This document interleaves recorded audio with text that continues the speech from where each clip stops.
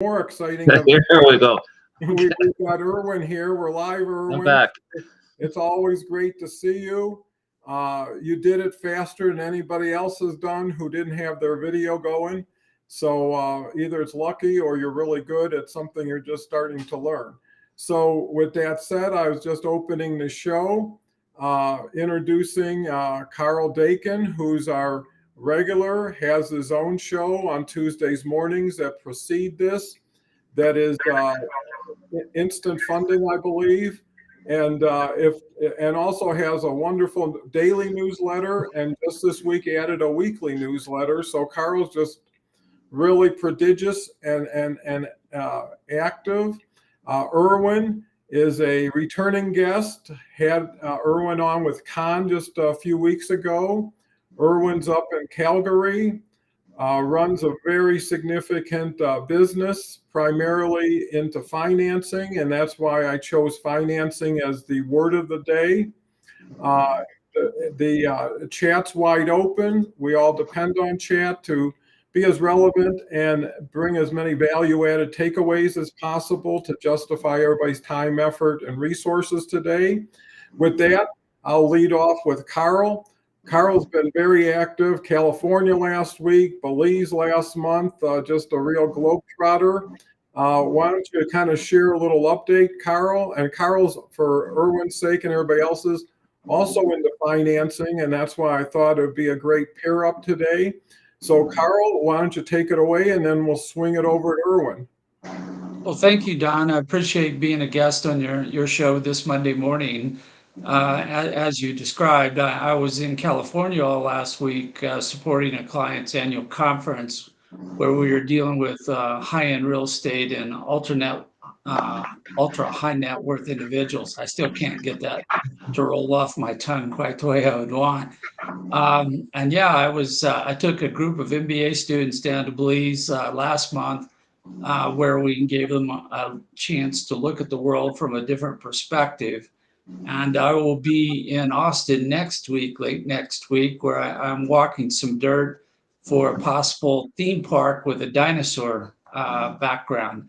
So I'm traveling more than I'm used to, and I'm still trying to catch up with myself. But what I commonly do is I work with different groups, both businesses and communities, to help them figure out where the funding is at, open to all kinds of shapes and sizes of funding, to see what we can find that fits up and gets the job done to move a particular project forward. So I have a diverse plate of opportunities that I'm working on at the moment, and I'm always open to learning, Erwin. So I'm here to learn from you. So the burden's going to be on you this morning. Burden's gonna be on me. I think I'm here to learn from you. Quite honestly, every day, I'm learning from other people. Well, and with that, go ahead, Karl. I know you were just about to say something. No, it's always a learning curve between all the moving parts that we have to deal with on a daily basis. Right now, politics is kind of driving a lot of the news, and it's causing people already to start anticipate, well, if this person gets elected, what's it going to do to the market? What's it going to do to capital? And at the same time, we're battling inflation coupled with high interest rates.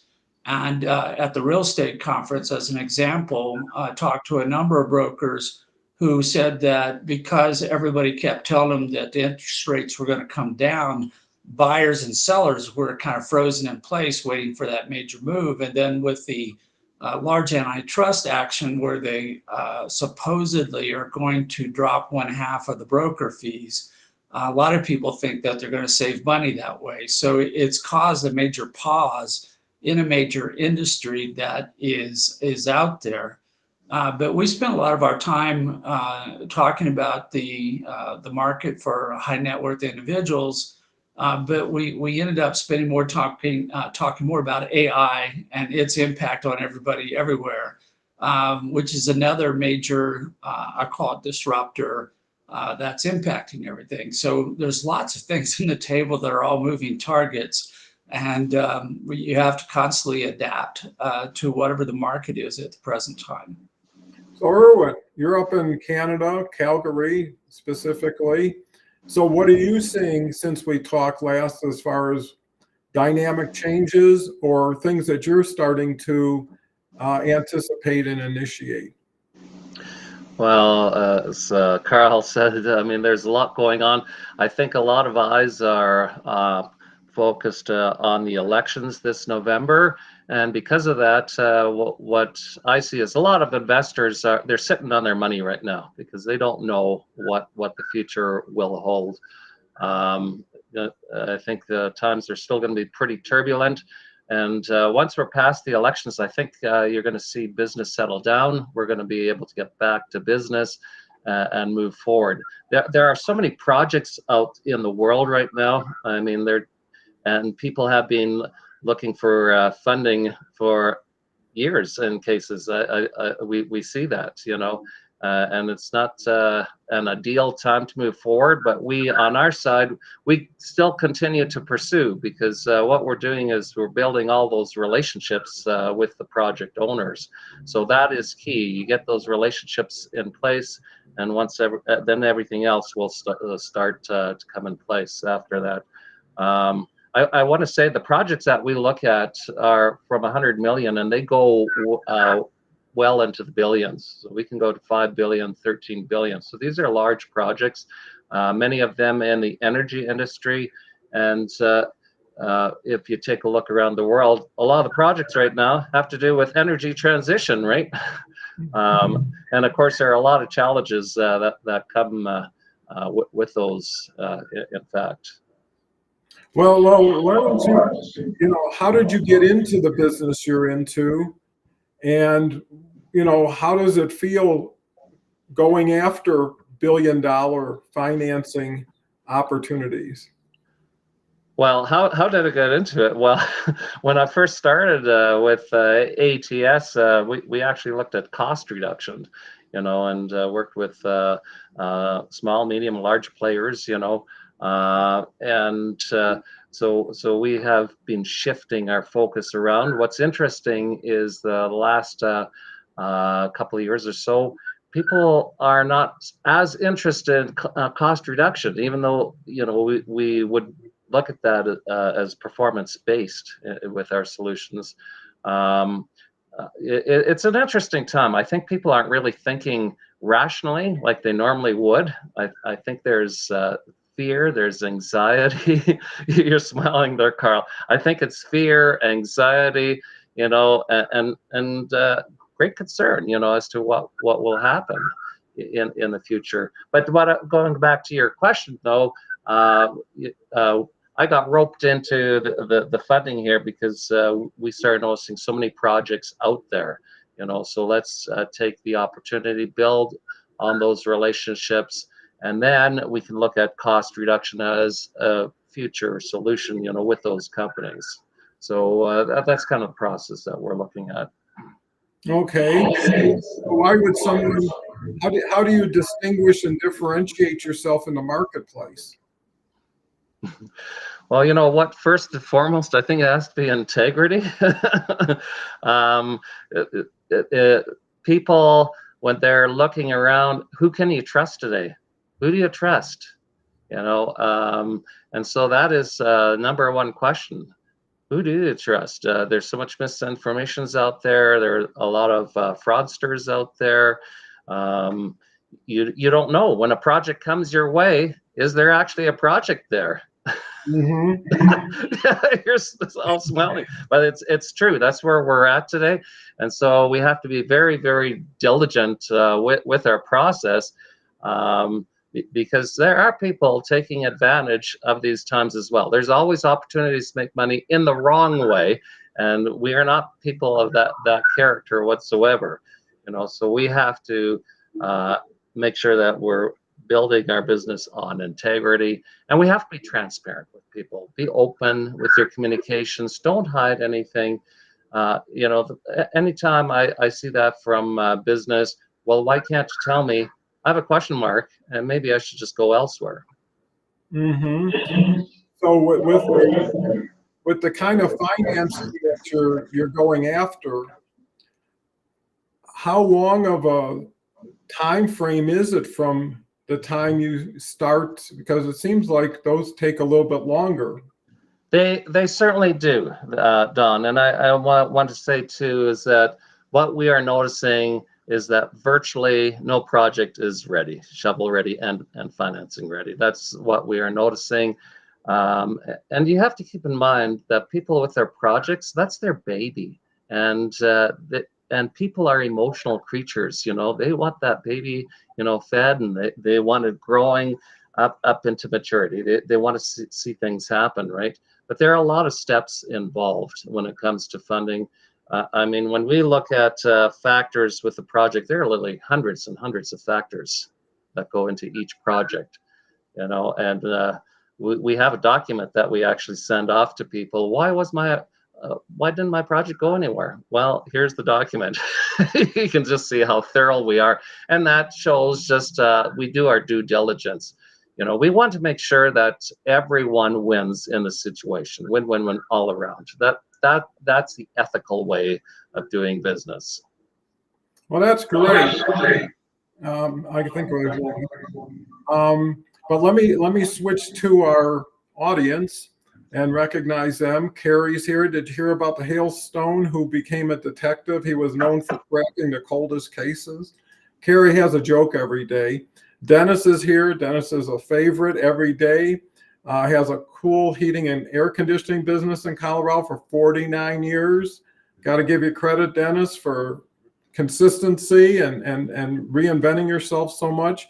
Great guest, great way to start our week with guys that count. Dennis comes back with learn and earn. It's still important during these times. Omar's here. Omar has the Zoom party show and a few other shows. I actually was involved with helping him develop some business questions for his upcoming couple Zoom party. So welcome, Omar.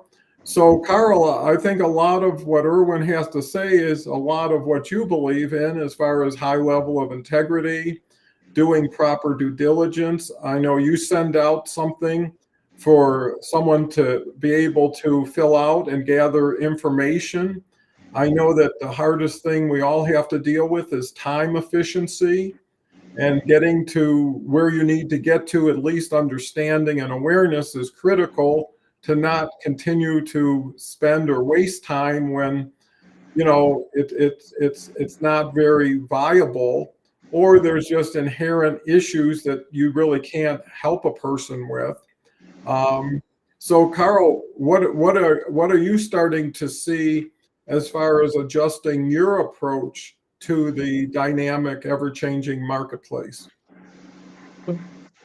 It's kind of a daily thing where you get up. I kind of troll through or surf, depends on which term you want to use, news channels to see what the popular thought is. And then I discount about 90% of it as being real or accurate. But it's important when, you know, half the population is convinced that the Loch Ness Monster is related to Sasquatch, and somehow that's going to impact our public elections. But I understand how Erwin kind of got into his position, because I was the same way. I was advising people all the time. And I got to a point where I had clients who kept failing, and I kept thinking if somebody were doing a better job of leadership of these projects, that they wouldn't have failed. And it was kind of like a Groundhog Day or a Thelma and Louise movie where they kept driving over the cliff, and I kept going, no, don't do that. So I got my ego big enough to think that I could run the projects better than they could. And this is still an experiment 20 years later and trying to prove that that's true. But as Erwin pointed out, at the very front end of these projects, you have hundreds of variables, and any one variable can kill the entire project. They're so fragile at the very outset. And in construction, it's called pre-development. And it's kind of like a place that no one goes to. They all speak about it in hushed tones, like, yeah, somebody might go do that, but it's so risky. I don't even know I want to be associated. with the activity in that area because it will go wrong so many oftentimes because there are so many. The government can change its mind, hold up, approval. You have a supply chain issue. One of your partners falls down. Just the list seems endless at that point. And to the point of integrity, it is so important. So, like on this trip that I'm taking down to Texas, I'm telling everybody way up front, I'm not here to win the day. I haven't already, got a trophy or something for what I've done. I'm exploring. I'm asking people to give me information carefully, but don't lean over backwards. Don't kill yourself to get me the information I need because I'm still evaluating this stage of the project. And it may turn out that it doesn't go forward, and I don't want anybody mad at me because I decided that it was necessary to kill the project before we got it really rolling. So this transparency, this ability to communicate to people where you're at and where you're going, everybody appreciates it so much because they're so used to being rolled and lied to and BS to the point that you can't trust almost anything that's happening. So if you come in and go, hey, listen, guys, I don't have my pocket full of money. I'm not going to start the project tomorrow. In fact, this project is still on the drawing board to the point we may want to kill it off. And they're okay with that. They're okay with transparency. I don't have to give them this whole song and dance in order to get them to support me when I go forward. But if I keep them clearly aware of where I'm at, what I'm talking about, then they're happy to help because they understand where they're at and they don't feel like I'm doing anything that is improper or misleading. And that seems to be such a rare circumstance these days.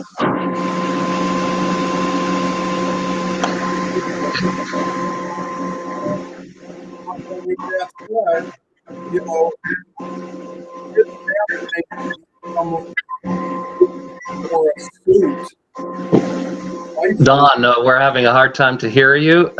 There's something with your audio. Yeah, let me switch it over to you, Erwin. The question I have, which I might not get even though it just finished, is while you're bankrolling or financing a $5-10 billion project, where is your primary source of funding coming from? Unless you have 10 billion laying around in a. Yeah, we literally have hundreds of sources, many sources, exclusive sources. So we do have that in place. I did want to come back to with how we are adjusting with what we're seeing. As I said before, with projects virtually never ready on the shovel ready and funding ready. So we've actually begun offering a project finance readiness consulting service, and we deeply discount that because we know that if we're able to help them get to the point where we can present to funders, then we'll make the money, along with the success of successful funding down the road with the project. So and again, that's part of building relationships. There's not a whole lot of money in there, but you're building a relationship in that process. And I will tell you, not everyone will go for this. They've maybe spent already $8 or $9 million of their own money. I know that it happens, and they figure that they can do it on their own. But we're here to help. We're here to help. We know that times are challenging. It's not easy, and I know politics comes into it. I hear from project owners, well, so-and-so down in this part of the country, the government gets involved, and all this happens, and where I live, nothing seems to go. So you see all these things taking place, right? But that's where, we believe we're making a difference. And since we've offered this service, we have been inundated with projects. I mean, we've had to bring in more people to be able to handle this. I think people are realizing that they need help. You cannot do this on your own. No one person ever accomplished something great in life on their own. It's just a fact.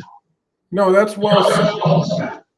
And with that, I'll turn it over to Karl. What's your thoughts on what Erwin is doing with his new initiative. I'm seeing this kind of in my own work where if I tell people what they should do, and it's just up front like that too often, in today's climate, they're thinking I can do it myself or save myself some money.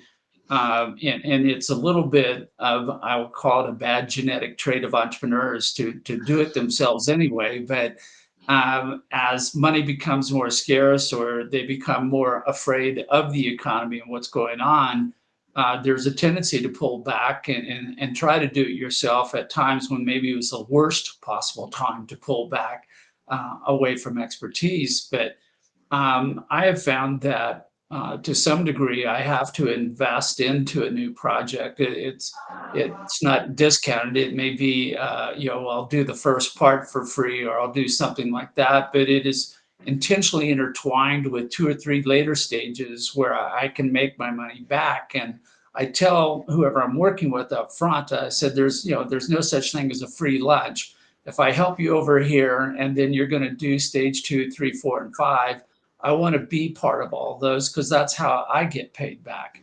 And if you like what I do in stage 1 and it shows you what I'm capable of, and it also shows you what you're not capable of, then maybe we can work together as a team and get something accomplished that you wouldn't be able to do on your own. And these offers are very well received. I can believe, Erwin, that you're probably just got stacks of people ready to take advantage of that because it's a tough area. And having the willingness to step in and invest your time to get this project to a point where you can ask for funding, sometimes that seems like that's 95% of the work. That once everything's in the right place, right time, that money just naturally flows, which it kind of does for a really good project. But getting the pieces together sometimes is an ultimate challenge. That makes so much sense because a lot of it is first understanding yourself what you're dealing with, right? And people don't know what they don't know. The other element is chemistry, that has to be right up there with integrity and transparency. Is this somebody you would enjoy working with? Is somebody you can learn from, grow with, have a future with too? So, it's not as linear as most people may think because most people think money and that allows me to do what I want to do. And once I get it, now I'm back to where I was with money and with my ability to do things. And it is a lot to do with packaging, presentation. I know Karl and myself have talked about qualifying as being a bigger issue all the time, who you're dealing with, who you're also putting things in front of that may have an interest in supporting you. I guess to Erwin's point of being inundated and seeming to have unlimited sources of capital, it all based on performance, right? People who invest and do well are more inclined to invest more and do well again. And I think doing more business with less players makes more sense than less business with more players. So, because once you built that trust, that relationship, that pretty much has been settled. Now, how do we expand on this versus starting out at square one with someone brand new? And now you've got that whole discovery, getting to know the person. So, Erwin, what is your biggest challenge if business is not an issue as far as attracting quality opportunities and financing is not an issue? What becomes a block to the next level? Well, um, let me just say that one of the challenges that I have is because I don't have a network of people right in the industry. I tell people upfront, I'm a relationship kind of person, which is why I've been put in a position of partnerships. I tell people upfront, I'm not a finance guy. We have our finance team. We have the best of the best, in all the fields. Our head of funding and the team behind them, they're the best of the best. And so people appreciate with me being open with them, and I will tell you that I do use social media, and particularly LinkedIn and Twitter, to attract those projects. We have many partners around the world. Some of them are right in the industry, so they just approach the people that they know, and they can bring them in that way. So that is my personal challenge, but I'm willing to say, hey, this is where I'm at. Everyone's journey is different in the field, and I do notice a lot of people like to jump into this field right now. You see a lot of people. You're smiling there, Karl, but people think it's going to be a quick, easy buck, and it takes work. It really does take work, to attract the right kind of projects, the right kind of people, because there are so many different dynamics involved, right? Can you work with that person? That's a big question. Can you work with that person? If you can't, it's not going to work, all right? Yeah, so with all those challenges, I mean, you have to continue to go forward, learn from your mistakes. But I am very open with people, and I speak very plainly. I don't speak in any kind of lingo or anything like that. No, if I'm straightforward with people, I see everyone. You asked me earlier, Don, about these big projects, and I know that can be intimidating for some people that are new into the field, right? But for me, I realize that every person is a human being. I don't care, if we need just a hallway swept clean, or if we're dealing with a $15 oil and gas project, let's say. At the end of the day, we're just dealing with people. And so that for me makes things a lot easier. Oh, your audio done. How many people do you have on your team? It seems pretty extensive. Well, I know we've got hundreds of partners, and some of those partners, what I understand, also have call centers. So we're quite extensive around the globe. Many of our people in the U.S., but we've got people in Europe. We've got people in the Middle East. Even out from Iceland. So it looks like you've taken advantage of outsourcing and utilizing specialists in certain areas to really build your brand. So mentioning LinkedIn, how has that worked for you as far as expanding your awareness out there and your place in the marketplace? Well, believe it or not, I simply post, and I engage in posts, and it's with the headline also on your profile. People will read your comment. It might be an unrelated topic, but then they see your headline there. Oh, this is what he's involved with. Let's send him a message. So you need to be engaged. It's not just about posting. If you're just advertising out on social media, that will turn people off. But if you're out there trying to provide value, and this is what I do. Even on Twitter, I will put my thoughts on things, and sometimes you'll see, oh, things really light up. I had a comment that I made last week. I can't remember specifically what it was. And then in no time at all, 6,500 people were looking at it. It's like, I don't know what was so special about it, but it obviously struck a chord with people, and so that's how you are going to get some exposure on there. Yeah. So what do you think about live streaming, the benefits? Live streaming benefits. Well, it's a fun time. You certainly can't edit out any errors that or if you mispronounce anything or whatever. That doesn't matter. In fact, it's better that way, because then you're more your authentic self. People see the real you. I don't like scripted stuff ahead of time. It seems too artificial. And is that person sincere? Can you trust that person? Again, we're getting back to trust. Can you really trust that person? Everything has to be scripted. But if it's the real you, they get to know who you are, and then you're able to build trust that way. I want people to be that way with me too. Don't put on a front. Just tell me, where you're at. These are the struggles I have, you know, and we're not here to judge people. We all have challenges. Be who you are. It makes such a difference in building those relationships. So true.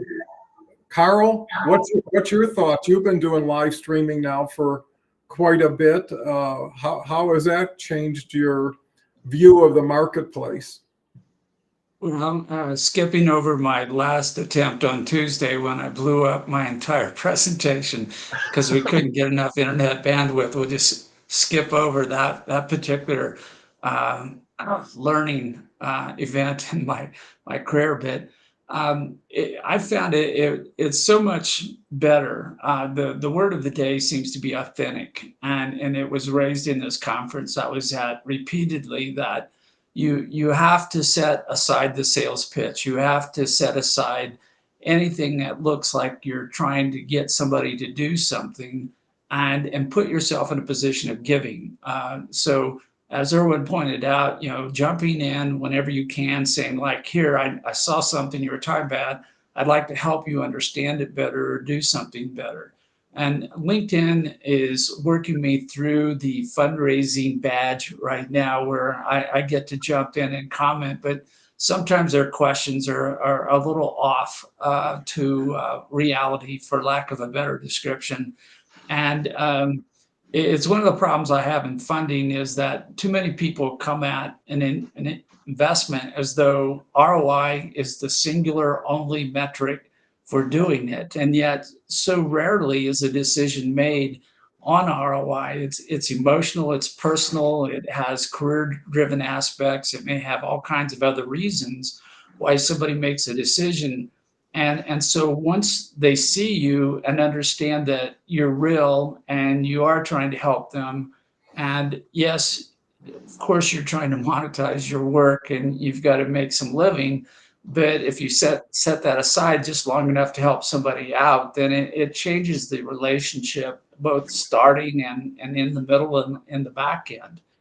Because then you're viewed as a resource, as an ally, asset that they can turn to when they need to, as they need to, a just in time kind of a fixer. And that's what they're looking for. It helps allay the fear that they have, because every time you get up in the morning and something changed, you're like, oh, I don't know how to deal with that. Well, maybe Karl knows, maybe Erwin knows, maybe Don knows how to fix that. And all I got to do is post a comment or send an email or something, and their world gets more stable. So they're able to get back to it and move forward. And so building these relationships is a constant investment that you have to, you can't just be reactive. You have to be proactive, methodical, aggressive almost in doing it. And that's where LinkedIn, both in doing the live show and the newsletter and anything else you do, whether it's polls or badges or whatever, these are telling the world that you are more than just a sales pitch, and that if they need some help, you may be a resource for them to go to.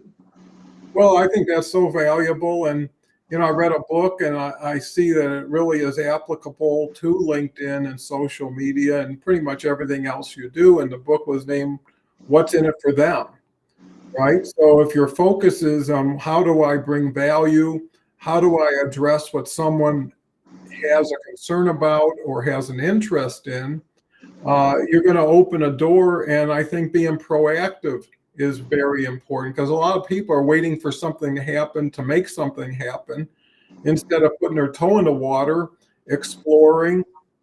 And not every initiative towards promoting one's business or building one's business, it has to be staged, right? You can't fill a jar until you've opened it. And until you've allowed someone to get attracted to you by how you do what you do, who you associate with, because LinkedIn has 1 billion people registered. So the possibility of getting 650 or 6,000 responses is not out of the ordinary, but it takes hitting a proper nerve the right way, and people remember you for that.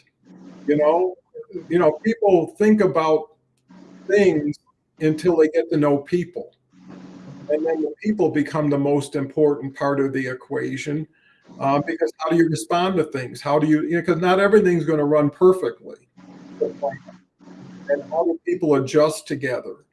And if you build enough reserve of goodwill and good faith, that will get you over some of these humps, as opposed to keeping score at every minute and really majoring in the minors. So, Erwin, what are some of the most valuable lessons you learned from when you were innocent and naive starting out to where you are today? Well, when I first started out with social media, I didn't even do a whole lot. I didn't even understand, LinkedIn and so on. You think initially, well, years ago, it's kind of like you put your resume on there. And I think many people probably had that kind of mindset. You put your resume out there and maybe you get a job somehow that way, but then you learn more and more over time what the opportunities are with LinkedIn, and there is so much that you can do there. And I just want to use the phrase, variety is the spice of life. Well, you know what? Actually, it really does work with LinkedIn here. You need a variety. Some people like text, some people like video, some people are attracted to certain colors. It's really mix it all up is what I tell people. Mix it up on LinkedIn. Don't just do the same thing day in and day out. There's so much that you can do. You can do polls. You can try and get those badges, as Karl was saying. I have one as well on my profile. Team motivation, I believe it is.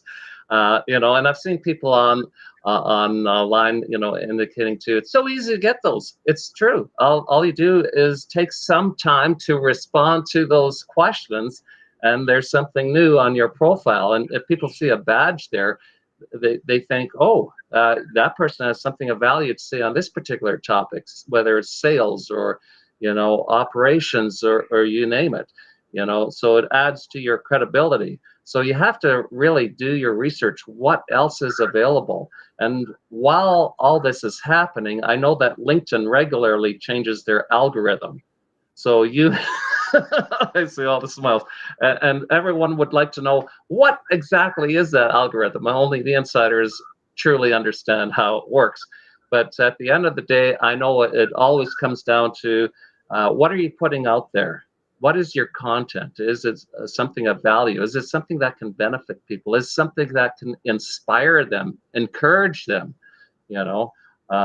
Maybe even make them think about things, and should they adjust how their thinking is of particular topics? Maybe they should change their approach. Get the gears turning. Yeah, you make a good point there. And one has to determine what is adequate and what is overkill. And because things take too long, take too much thought, people don't do them. Well, not doing them is no worse than doing enough and being consistent with enough. Because most people don't read everything you post. They'll read the headline, maybe delve in, and that's why I do a poll every day. I do a post every day. I do a newsletter every day. I do a live stream 4 days a week. But I've got it down to about 45 minutes a day that I cover all my bases, because what's true today isn't going to change much tomorrow, right? So what Karl does, what you do, Erwin, isn't something that tomorrow is a whole new ball game. You're in a different industry. It's really working what you have with the people that you're with. And the other divide that most people don't cross is they have their own business. They're doing their own things. They want to distinguish, differentiate themselves in the marketplace. But on LinkedIn, collaboration is key.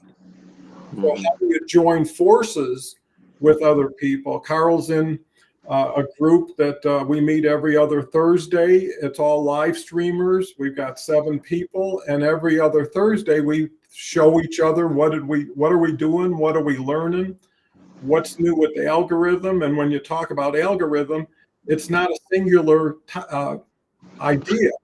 I mean, they probably have 8 or 9 or 10 different algorithms that adjust based on where they think the priority is. When I started doing polls, if you can believe it, I was getting 2,000 responses. Why? Because LinkedIn wanted people to do polls and benefit. Since they don't monetize like YouTube, where you can't make money, what they do is they give you organic amplified reach. So if newsletters are the thing, they're going to get more people to see it, more people to respond, and that's going to justify you continuing to do it. And then I saw shifts where all of a sudden I do a poll and there's only 80 answers. And what happened from this? Well, LinkedIn moved on. They built that area up. And now they say, okay, live streaming is what we're going to do. Or, you know, we're going to get more authentic by getting rid of bots. And I know they did that. But, you know, all you can do is what you can control yourself. But knowledge share is so important because it's so much better if 7 people are learning together every other week than learning on their own. And not only that, but a heads up, hey, this is what just happened. This is changing. Well, if everybody shifts, they're getting more in line with what is benefiting people, and they're getting more on a level of being first to market, right?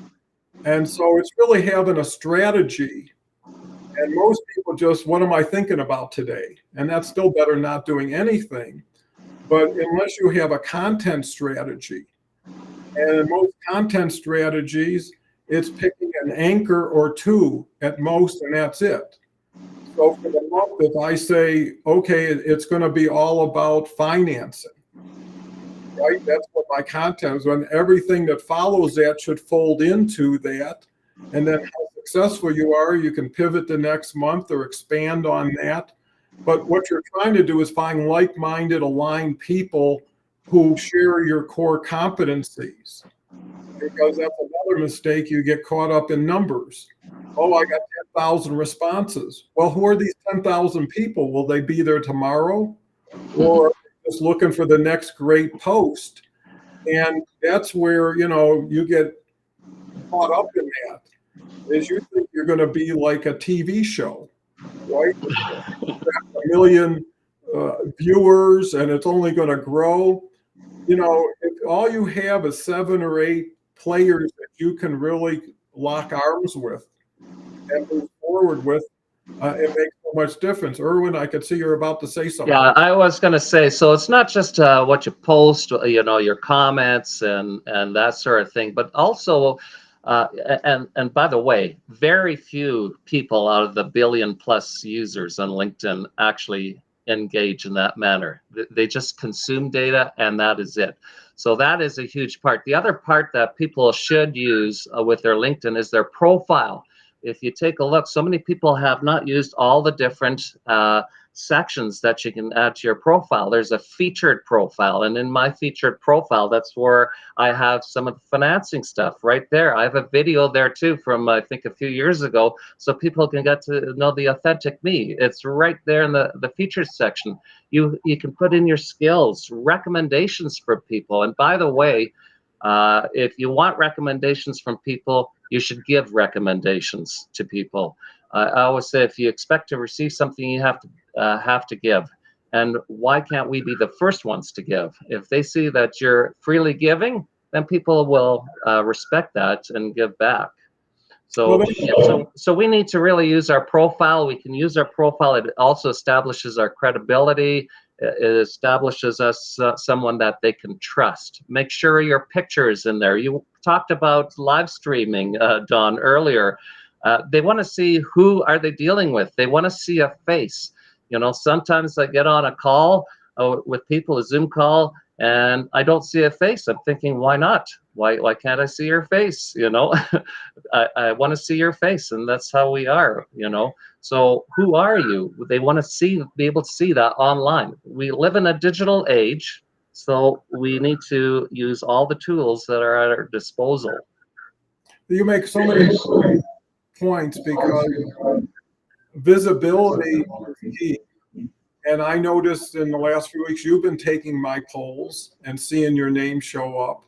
and supporting it. And that makes a difference, because no one wants to see somebody only at the time that it benefits them, right? Is this person really supporting what I'm doing, interested in what I'm doing? And then someone that gets interested in you provides an interest in them, right? Someone who compliments you makes you feel good, because not that many people are sincere and not that many people compliment. But the point you made is exactly right, but there's a twist to it. So only 18% of the people registered on LinkedIn do anything as far as do a poll, do a post, do a comment. Only less than 2% actually create content.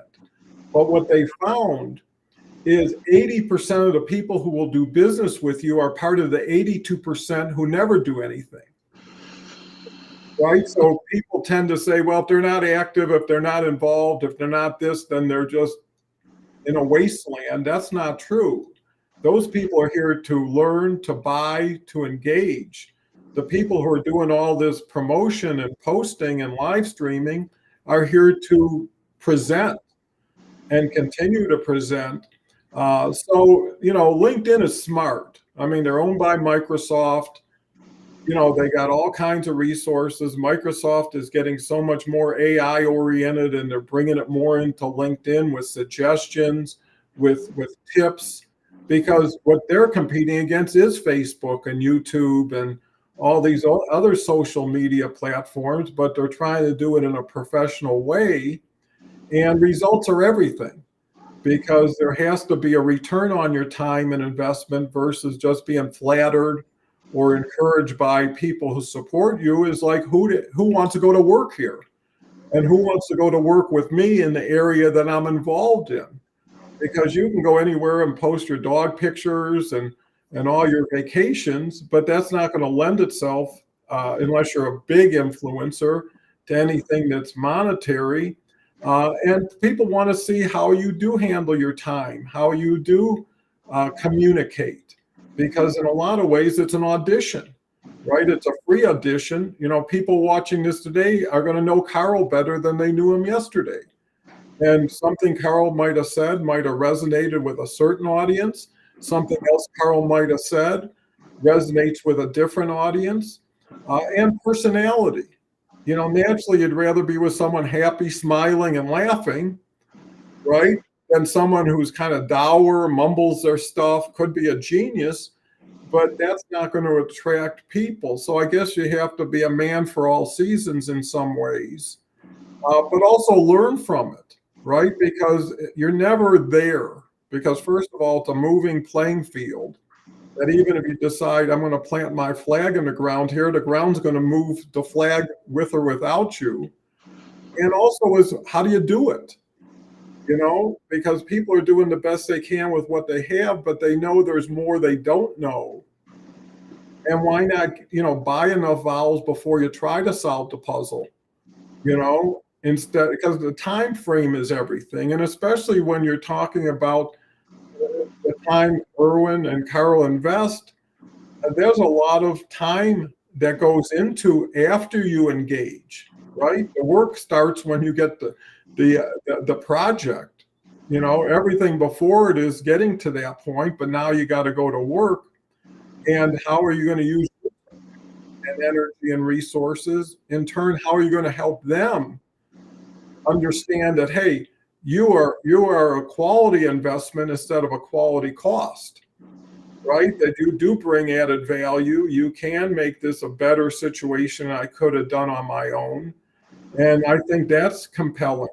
So Erwin, going forward, what is your next big step that you'd like to make or switch, from where you're at? Well, you know what? I always have my mind open for other opportunities, and I'm actually also working with my brother on something. We'll see where that goes. So I'm just kind of keeping that under wraps right now. But once, if we get to a certain point, then I'll share that with everyone as well. It could be something huge. You know, the thing is, we want to. I wanted to go back to, like, we are always dealing with people. So even with financing, because you made a lot of great points there too, Don. It's who are you? You know, can I trust you? Is it someone I can work with, and so on? There's so many dynamics involved there. So it's not just, okay, you've got all the financing knowledge, you've got expertise, but if you're not someone that people can work with, it's meaningless. You know what I mean? So all of these things actually go together. Well, absolutely. Karl, what's your next prospective move? It's funny how people end up where they are sometimes because of just situations, right? Kind of like pot luck. I graduated, someone offered me a job. I had a friend, his dad was in this business. I got involved with it. 30 years later, I'm still in the auto parts business and never anticipated being there.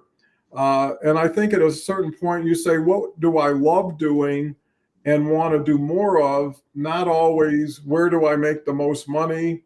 Where do I gain the most attention? Because sometimes you outgrow things, and sometimes what you're good at isn't what you enjoy as much as starting something new or pivoting. So, Karl?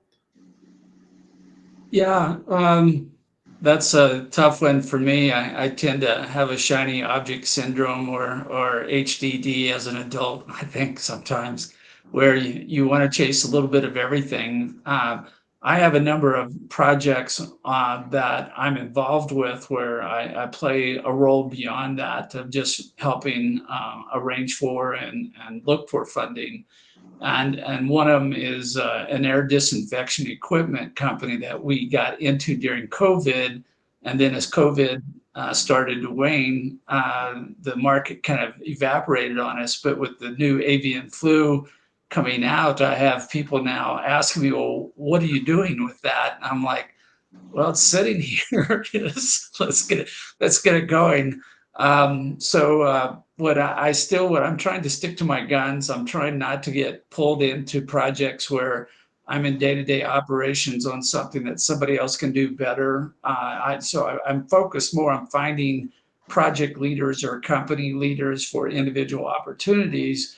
And then my current focus is trying to advance new funding models, ones which address problems where the status quo approach is not getting the job done. I'm in a team of 5 guys who are trying to come up with a community revitalization fund where we can go into any distressed economic community. We can figure out how to orchestrate enough local economic activity in a sustainable, profitable manner that we can attract funding to it, and then it can take off on its own without having to have a constant resupply from the government or charitable sources. And we're in the massive, in a hurry, get it ready to go kind of a mode right now. But we've all been there, done that so many times. We're also testing to make sure this thing will work when we get it there. So I find that I like to solve the large puzzles, the more complicated ones. We have enough needs in our society where we need funding to come at it differently, not the way it's been done or has not been working. And if we can help solve some of those problems, it'll carry over into other things. So there's no end of opportunities. It's a matter of picking and choosing those that I think will have the greatest impact, those that can be successful. And as we've talked about here, is working with people who you respect, people who you enjoy working with, rather than taking on a project with somebody who's half-baked or whose ego is driving them to do things that they should never do anyway.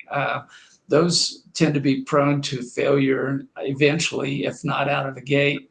So part of getting older is learning a little bit of wisdom and being more selective on what you're going to get into.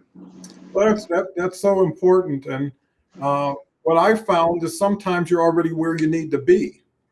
And aggressive people are always trying to take it to the next level when they're way ahead of people at the level they're in, because as you get older, things change and life balance and health issues become a priority. So how is your relationships outside of your business? How are you satisfied? How do you wake up on a Monday? And at this point, I decided to stop at the first floor, which is just teaching how to do live streaming, help people with their live streaming, bring in quality insights into how to do LinkedIn generally, and really how to go through somebody's stuff like a closet organizer and say it's time to get the priorities in place, time to have some fresh eyes and ears, listen and understand what you're doing, and come back with a collaborative plan. Because again, what Erwin said is so important. One person by themselves is never enough, especially against a major initiative, huge population. And if anything else, you get validation and confirmation. So if someone said, well, here's my car, and we did a 50-point safety check and it all checks out, you're just as happy as you can be. So I think it's the openness to say, hey, I'm going to do the best I can, whatever it is. And if someone could show me a better way, I'm going to take that way, or at least integrate it. So, I know we're coming up on top of the hour, Erwin. I know you were just about to say something. I hope you haven't forgotten it. Yeah, well, what I was going to say, there's a lot more I still want to do with life, way beyond funding. I mean, we are all human beings, and I think about purpose. I think about how can we really help people, and it's not just, all about making money. There's so much more to life, what undergirds people, foundations, and you were talking about relationships, all that matters, because if you don't take care of those things and only focus on business, I can tell you it's not going to work. It's not going to work. You have to take care of those things. They have to be a priority. And as I get older, I'd like to shift my focus more on those things, see if I can make a difference in people's lives. That for me is what's most important. And I know I do that every once in a while. I did connect with someone here on LinkedIn, very young fellow, very young, and so I almost feel like I'm mentoring him, but there was something very different there, so to me, that's exciting. So it's not just focus on business. You get a sense of fulfillment when you can make a difference in people's lives. So making a difference in business, yes, but also in people's personal lives. There's real satisfaction that comes out of that. Yeah, makes so much sense. Karl, we're kind of closing up the show. It's amazing how an hour can go by so quickly, and we still have so much more to say. But if there was nothing but the three of us talking today, it would have justified the time and effort, because it makes you think about what other people say that isn't someone telling you anything to do. Right? It's you picking up something and say, hey, that's worthwhile, or that's valuable, or that's entertaining, and I can use that. And, I've done 750 of these shows. By now, I'm a little bit of Karl, a little bit of Erwin, a little bit of Kelly, because you pick up little pieces along the way and say, that's a great saying, I'm going to use that. That's a great strategy. Or we can have a great conversation. And, life, if you're a people person and you love helping people, you can do so much with them and for them that will give you some collateral benefit, but without the stress or the responsibility. And I think that's where having balance and equal portions in the right position. I was just finishing up a book called The Algebra of Wealth. And the biggest decision anybody makes in life, according to this person who's been significantly successful, is the partner you choose to build with, right? Whether it's your spouse, whether it's whoever, because that will give you that support, give you that outside interest, because if all your eggs are in one basket, it's too risky, right? If you depend on the next deal happening or the next dollar coming in, you're always living in anxiety. But if you can go to a grandkid's soccer game and have a ball, right? you know there's places for you that you can choose to go to if things don't work out as well in some areas, or actually compensates for those. And that's where taking some time off, reflecting, reviewing, sharing makes a difference. So last thoughts, Erwin, and then I'll get last thoughts from Karl.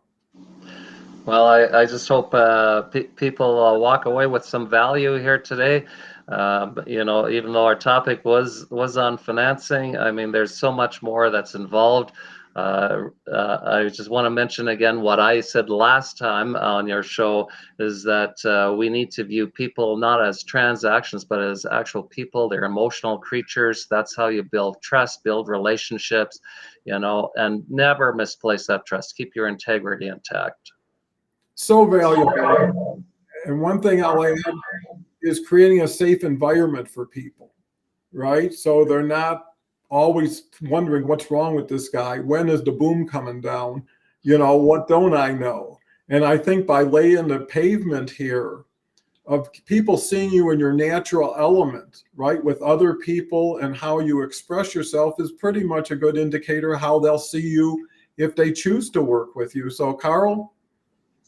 It's such a privilege for me to be with you and Erwin, you know, two icons in your own industry. So I feel like I'm a Cub Scout, you know, being mastered at this point. So I appreciate the opportunity to be on your show, Don, and I'm so happy you didn't advocate polygamy there a moment ago. I was following that thread of conversation. I wasn't quite sure where this was going to. I says, I'm already married. I don't need another wife. But anyway, I saw Jerry Seinfeld do a graduation ceremony where he said you have to have humor in everything you do, because everything you're going to face in life is going to be challenges that humor is an essential ingredient to get through those. So I'll throw in a Jerry Seinfeld quote there for you guys. Well, great. And I think humor and Karl's just a great example of humility. And I think that goes a long way too, is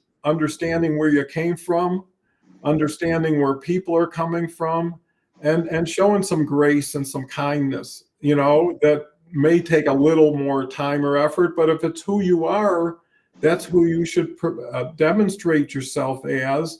And that gives you a competitive advantage, you know? So you're not a fixer in a way as much as a supporter of other people fixing what they're doing, right? It's all that's important is what you can help them do, not how you can compete with them or distinguish yourself. And that takes some time and effort also. So with that said, I want to thank Erwin so much, and Karl so much, and the audience. And because we haven't covered everything, you can come back in 23 hours. Tomorrow we have Beverly Glazer, another wonderful Canadian from Montreal, who's been doing every Tuesday for the last 5 months. She's a therapist and coach, has her own podcast. Every show is women's empowerment because that's what she's focused on. And then Wednesday, we get back to Karl. And then Thursday, we have Kelly and a new individual, Ilona, who's doing some fantastic things. So, you know, this is so exciting. And hopefully everybody can come back and see some more. But also, if you're aligned with Erwin and Karl and you have something that's worthwhile talking about, reach out to them, connect with them, use the sidebar of all the commenters and get to know them and get some more benefit for your time and effort and become on the show. Everybody who's been a commenter has been a guest. And I don't draw the line between the stage and the audience. I'd rather see us all on the same page around the circle talking and helping each other than people who just pat themselves on the back for an hour and tell you how great they are. And if anything, it just shows how insecure they are. So with that said, Erwin, have a wonderful day. I know you're going to, just by Thank you, Don. And the same thing, Karl. And with that said, thank you, everyone.